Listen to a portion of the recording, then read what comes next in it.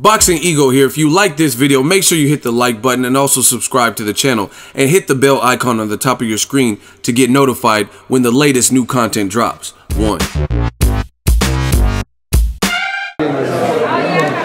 Boxing Ego, I'm here with the man, Derek James. Boxing Ego. Yeah.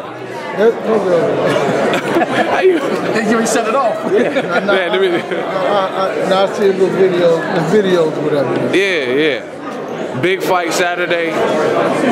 How long have you been working with Jermel? How many fights has it been now? It's been 2 years. So 2 years, regardless of this is the third fight for 2 years. Okay. Now, what is it where your style gels with it? Because I talked to him and he says you guys work well together, your styles mesh. What is it about your training and what is it about what he does well? Well, I don't try to take away from anything. I just go for trying to throw his punches correctly, be able to control the distance, and all the other things that keep the control going. And it's about being technically sound, make sure the shots come out right, and he's always coming for defense and he's in the right place at the right time. Now, what is it? He looks a little bit bigger this camp, like he's just in shape and he's hungry. What is it about him now that he just seems like he's a lot more like gung-ho and ready for this? Well, I think that, he had a great training camp. These are young men who are pretty well off in life, financially. It's nothing to worry about, so they fight hard, they train hard. This is another aspiration, something they can, another level they can attain, and he wants to win more titles and be the champ for a long time. So he's a bigger guy because he's been working, doing strength and conditioning and things like that. But the same strength and conditioning that Aerosmith does, that they say he's on steroids doing. Yeah, well, I gotta ask you about that. But it's the same thing. So hey man, whatever. You said he looks bigger, right? That's what you said. Who, Jermel? Yeah, that's what you said. So it's the same thing. I didn't say he was on bed. No, but Errol was like, come on, dude. It's crazy as hell, man. But that's what he said. Now, just being from Texas and having a gym based out of Dallas, what do you know about Hadley? Well, I grew up with him. I've known him since I was his uncle since I was 5 years old. We were in kindergarten together up into the 5th grade together. So their grandmother passed. I was at the hospital, went to the hospital. When she was in the hospital, went to the funeral. My father passed, went to the funeral. My mother passed, went to the funeral. So how close can you get? Right? Definitely. All right, so that's how. So I've been knowing him forever. Training in the gym with him before. So I know him. Pretty familiar with the family. Definitely. Now you're a young trainer yourself.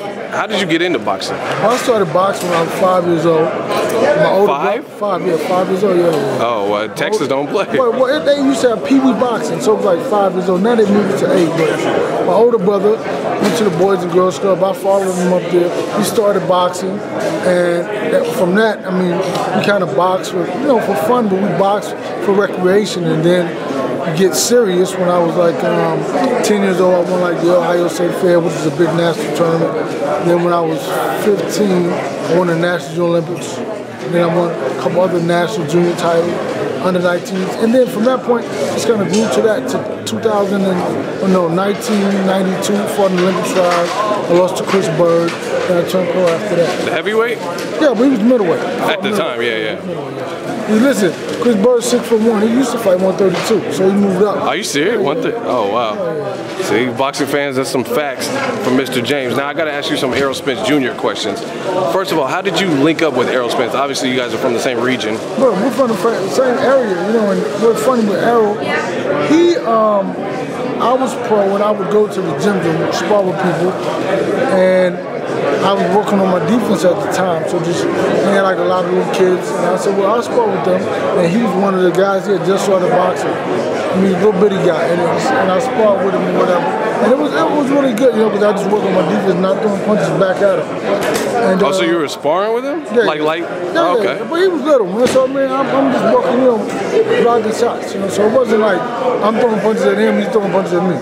So from that, I was at a boxing tournament, and his father was there, and we started talking, and we kind of got into a conversation. He asked me, could I help Errol? I said yes, and that was kind of it. Like a month or two later, he brought him by, and we worked And then from that point, we've been together from that point on. Oh, wow. Now, on the UK press conference, Kell Brook versus Aerosmith Jr., you brought up something, and I had to do a fact check and go back. You brought up Kell Brook's record earlier. You thought I was lying. No, I didn't think you were lying, but to make sure. Yeah, I just got to. Well, I want to see the extent of it, and then it actually checks out. Like the guy he turned pro with, he had a ton of losses. 185.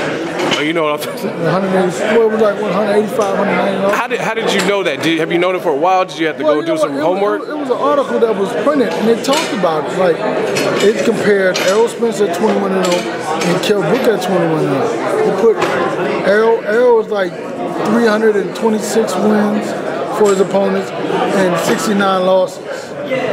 So that's a phenomenal start. 326 wins and 69 losses. Right? Then Kell Brook is whatever it is, you know. So and I read it. You memorize stuff, you see it, and when the situation presents itself, you just fill in the blanks, you fill in whatever. You know, I don't know how Errol knew that I knew those numbers, but he said what was his record? He looked over at me. I was like, we never talked about this. So like, how did he know I knew? But he knew. Oh wow. So I know you can't give game plan and stuff, but what does Errol bring to the table so he can stay away from the chocolate brownie that Kell Brook has? And also, was there any reservations fighting in the UK? Well, for one, there was no reservations fighting in the UK. I mean, every fight is tough. Kell Brook's a good fighter. I've always said that. I've never said he wasn't. I just said about the fact that he faced, some opposition that was questionable. That wouldn't be in America. You can have that many losses and still be competing. If we have our sanctioning body, make sure you can't have it. So I have to watch what I say about Kell Brook. People really get upset. American fight fans get upset about me talking about Kell Brook's record. So they try to attack me for my record. He's talking about I had 7 losses, 21 fights. He's talking about it. So, but people, that's what it is. But so you have to question the level of opposition. But I mean, other than that, man, he's a good fighter. He won the title fighting Sean Porter. And then, he fought Triple G. I mean, and he fought Kevin Bizier. He beat some other guys. So we like him. I mean, there's no benefit in fighting fighters that are not eligible or qualified to be champion. Good point. Now, what were your takeaways from the Golovkin fight? Did you see Golovkin getting exposed like some people, or was it a Golovkin show? Golovkin fight with Kell Brook? With Kell Brook, yeah. I just think it was a good fight. I mean, I knew that Kell Brook would have a good time because when smaller fighters are faster than the bigger fighters, they're accustomed to fighting with speed and they have more agility. So I knew that it probably would play out like that. I wouldn't have thought he would have caught up with him so fast. I would have thought he would have been able to box him a little bit more, and his agility would.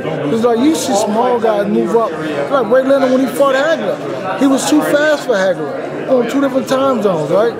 Ray Leonard when he fought down in the line, all these other guys that move up, they're too athletic for the bigger guys. So I thought that his athleticism would have carried him a little bit further. But at the same time, I had never seen him fight before either. That was my first time seeing him fight. But being a smaller guy, being the champion, I thought he would have been able to maintain, being able to box him a little bit longer. And he wasn't able to attain that. But Triple G's a fighter that has to be planted. He can't fight moving forward. He can go forward, then punch, then move, but not fight moving forward. So I thought he would have been able to stay away from him longer, which he wasn't. That's unfortunate. Now, from your professional standpoint, coming down in weight, how hard? Because Errol's he's a big welterweight, but Kell Brook just fought at 160 at middleweight. Yeah. How hard is that process, or is it just a matter of the right attention? I think that it's hard if you make it hard, if you let it be hard. If you don't follow the regimen that is set out for you, it makes it a little bit more difficult. I was an amateur boxer. I fought heavyweight. I moved down to 165. So that's 180 pounds to 165. So it can be done, right? As a pro, I fought 160 when I turned pro. So it can be done. You have to have a desire, and Kell Brook has to continue to have a desire to make the weight. And I think he can do it. I know he can do it because he's done it before. And it's a little hard as you get a little older, but he can do it. Definitely. And I got to bring up the steroid allegations about the Errol Spence. Has that something he's always had to deal with, like people throwing little things at? It just, since he's been getting bigger? Somebody says something. I mean, he's not really getting bigger. I mean, you know. No, I mean his name. I'm sorry. I should have rephrased that when talking about. Well, I think that, I don't know. I mean, I've been hearing it, and it's kind of funny. I showed him a picture of, they did a face-off with he and Kell, Brook, and he had to put a needle behind his ear, and he thought that was real funny, you know what I'm saying? I had to say, it looks like Errol Spence is ready, and he had a needle or syringe behind his ear. Somebody photoshopped? Yeah, somebody photoshopped. And it was funny, man. So I think you kind of, you hear what the fans say, you hear what the people say, you do your best not to take it to heart. I mean, he's a very smart, intelligent young man. He's telling me about, don't read media, don't read this, don't read that. So I'm learning from him. Because, you know, you get your heart is in your passion and what you do in your life. And people talk crap about you. So he's like, listen, don't read it. You know, so he tells me this. So I was like, I learned from him. And he's 27, I'm 45. But, you know, we've been in this business on this level at the same amount of time. We've been working together. But it's like, don't read it. And I have to listen to him and follow his lead. Definitely. Now, last question. From Floyd Mayweather to Adrian Broner, Freddie Roach, they're praising Errol Spence Jr. He hasn't had the biggest names. Obviously, his biggest names, Leonard Bundu, Chris Algieri. What do they see in Errol Spence that makes him gifted and that you believe on May 27th will catapult him to the next level? Well, I think they see his fortitude. They see his hard work ethic. I mean, when Freddie Roach worked with the U.S. Olympic team, he was sparring with Lamont Peterson, Sean Porter, Adrian Broner, and Jorge Linares on a consistent basis. So you see, every one of those guys were #1 in the world. You know, and we talk about, people say, well, sparring is sparring. Yes, it is, but at the same time, that's like going to college, right? So everybody has a T-shirt of the university they attended, right? So what that means is, that was his university. That's what you talk about, your college. That's what you pledge your fraternity, is your college. So he was pledged, and he obviously did a great deal because Freddie Roach talked about him. Floyd sparred with him several rounds. And so he's talking about it because he knows, like, this kid, he's a good fighter. I couldn't break him. I couldn't whatever the case might be. I mean, so everybody's talking about it because they see something in him that they like to see in boxing, is good for boxing, that he's a fighter. He's not trying to be pretty, he's not styling. He's a fighter, he's going in there and fighting. And I think that's what people like to see, or that's what they want to see. The guy was talking about the heavyweight division last night. Well, I said, man, this guy's better in the heavyweight division because he's going to fight. And if you talk about when all the heavyweights with great boxing skills and fought, they went and boom, locked it in. Errol is that guy that's going to lock it in and fight, and that's what people love about him. Definitely. His body shots are vicious. Is that something he's always had? Well, we worked on it, man. I grew up with this one guy who had phenomenal body shots. So, I mean, you box and you see different things in the world, and you may take something from this or take something from that. I was the youngest kid on the team boxing, and I had a lot of older brothers, older fighters who I looked up to, my brothers. And this one guy had phenomenal body shots. And you don't see fighters throw body shots anymore. So yeah, that's something I noticed. I mean, so I was like, we're going to work on body shots. Because you see, and Errol is a guy who's so intelligent that when he sees that there's an effect, he capitalizes on that effect, right? So if he sees that this hurts you or that jab works, he's going to throw more jabs. If he sees that the body shot, so he capitalized and grew from throwing better, throwing more jabs, throwing more body shots or whatever. Because he sees and he understands in the moment, this is what I need to do to get better, and he does that. Definitely. Derek James, I want to appreciate you for your time. I look forward to Saturday, Jermell Charlo versus Charles Hatley on Showtime, and then also your fight May 27th in the UK. Thank you, sir. So you're the actual guy.